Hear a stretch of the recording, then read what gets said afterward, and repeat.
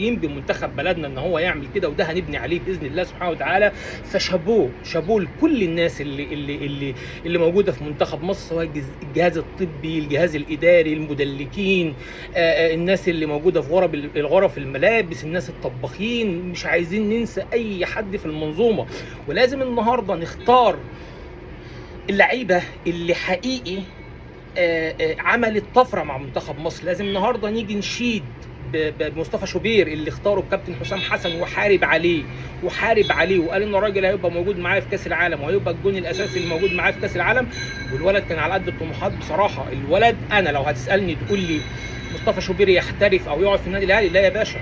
الراجل اللي يتوكل على الله يروح يشوف مانشستر سيتي، يروح يشوف ليفربول، اتلتيكو مدريد، تجربه احترافيه ان شاء الله باذن الله تكون لمصطفى شوبير كبيره. نتكلم على امام عاشور اللي عمل بطوله محترمه جدا، نتكلم عن محمد هاني، وبرغم ان بدلك لمحمد هاني ان هو يدخل جونين، ولكن ربنا سبحانه وتعالى علشان الولد فعلا ادى اداء كبير، ربنا سبحانه وتعالى عدنا. ياسر ابراهيم القلب يعني زي ما بقول لك الجندي المجهول، ياسر ابراهيم قلب الاسد، ياسر ابراهيم اللي شايل كوره من المنتخب الايراني تقريبا في اخر دقيقتين ولا حاجه.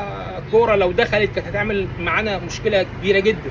ولكن ياسر ابراهيم، عندك حسام عبد المجيد، عندك محمد عبد المنعم الراجل اللي طلع مصاب تقريبا في الماتش بتاع استراليا. فانت عندك لو تيجي هتتكلم عن النجوم الموجوده في منتخب مصر، سواء تريزيجيه سواء محمد صلاح اللي عمل بطوله كويسه السنه دي، يعني محمد صلاح لا، هيثم حسن طبعا ده اللي هو اكتشاف الكابتن حسام حسن. احنا يا جماعه كنا نروح كاس العالم ده مرعوبين، كنا بنروح كاس العالم ده بنقول لنفسنا يا رب نجيب جون في الماتش ده، يا رب بس نكسر عقده الكابتن ماجد عبد الغني. ولكن لاعبتنا السنه دي كسروا لنا كل العقد.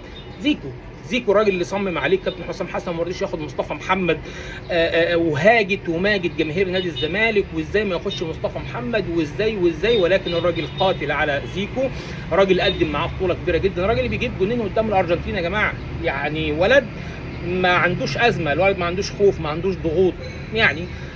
فلا، منتخب مصر لو هتيجي تتكلم في العداله بسم الله ما شاء الله نبني على ده، نحاول ان احنا الفتره اللي جايه كمان نجيب لعيبه اكتر، كمان النهارده ندور على الناشئين اللي موجودين سواء في الانديه او في مراكز الشباب. صدقوني يا جماعه مصر ولاده، مصر مليانه باللعيبه. مش هننسى مروان عطيه، مش هننسى ناس كتير كانت موجوده وبتأدي، مش هننسى كريم حافظ، مش هننسى تريزيجيه، مش هننسى اللعيبه اللي فعلا يعني تعبت في بطوله كاس العالم دي.